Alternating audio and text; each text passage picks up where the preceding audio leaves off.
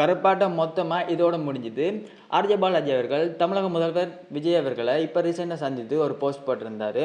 அதாவது கருப்பை ஸ்டார்ட் பண்ணி வச்சவர்னு ஒரு போஸ்ட் ஒன்று போட்டிருந்தாரு. அதோட அர்த்தம் பார்த்தீங்கன்னா ஆர்ஜே பாலாஜி அவர்கள் தளபதி விஜய் கிட்ட தான் முதலாவதாக கருப்பு படத்தோட ஸ்டோரி சொல்லியிருக்காரு.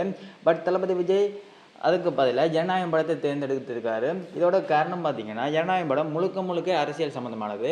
பட் கருப்பு படத்தில் பார்த்தீங்கன்னா கொஞ்சோண்டு தான் அரசியல் இருக்குது. அதையும் தாண்டி அவர் கருப்பு படத்தில் நடிச்சிருந்தாருன்னா மெர்சல் மாதிரியான ஒரு தரமான படத்தை இப்போ எதிர்பார்த்துக்கலாம். பட் கவலை வேணாம், மெர்சலோட அதே லுக்கில் தளபதி வெற்றி கொண்டான்ற நேமில் இப்போ தளபதி வர போகிறாரு. பட் அது எப்போன்னா தெரியல, அந்த சர்டிஃபிகேட்டை மட்டும் தர்றானுங்கல்ல. ஸ்டார்டிங்கில் எதுக்காக கருப்பாட்டம் முடிஞ்சுன்னு சொன்னேன்னா, இப்போ கருப்பு ரிலீஸ் ஆகி 3 வீக்ஸை தாண்டி பல நாள் போயிட்டுது.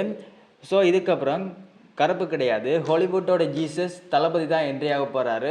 ஸோ கன்ஃபார்மாக தளபதியோட படம் ஜனநாயகன் இந்த மந்தில் கண்டிப்பாக ரிலீஸ் ஆகும்னு தளபதி ஃபேன்ஸ் எல்லாமே எதிர்பார்க்குறாங்க. அதை நான் கூட நம்புகிறேன். மிகச்சிறந்த அண்டர்ரேட்டட் ஆக்டர் சூர்யா அவர்களுக்கு பல வருடங்களுக்கு பிறகு இந்த கருப்பு திரைப்படத்துக்கு ஒரு சிறந்த வரவேற்பு கொடுத்த தமிழ்நாட்டு மக்களுக்கு பாராட்டி ஆகணும். தளபதிக்கு ஒரு துப்பாக்கி லியோ மாதிரி கருப்பு சூர்யாவுக்கு இப்போ அமைஞ்சிருக்கு. ஸோ தளபதி ஃபேன்ஸ் மறக்காம இந்த வீடியோக்கு லைக் பண்ணி நம்ம சேனலை சப்ஸ்கிரைப் பண்ணிக்கோங்க. ஜனநாயகன் சம்மந்தமான அப்டேட்டுகளுக்காக தான் நம்ம வெயிட் பண்ணிகிட்டு இருக்கோம். ஸோ விரைவில் ஜனநாயகன் அப்டேட் நம்ம சேனலில் வரும்.